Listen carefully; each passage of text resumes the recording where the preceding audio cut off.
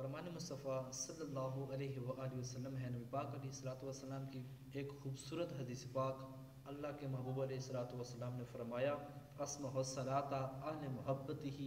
وعارفہم، او کما قال علیہ الصلوۃ والسلام، کہ نبی پاک علیہ الصلوۃ والسلام نے فرمایا،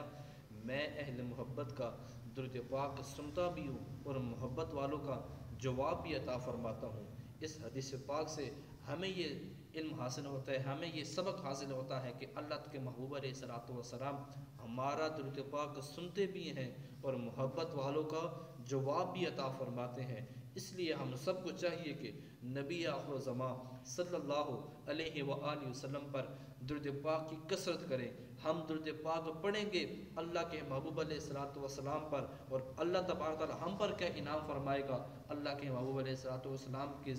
درود پاک پڑھنے کے صدقے سے اللہ تبارک تعالیٰ ہم سب پر 10 رحمت نازل فرمائے گا، 10 رحمتیں نازل فرمائے گا۔ اور اللہ تبارک و تعالیٰ فرماتا ہے کہ محبوب علیہ الصلوۃ والسلام فرماتے ہیں، جس وقت ہم ایک مرتبہ درود پاک پڑھتے ہیں تو اللہ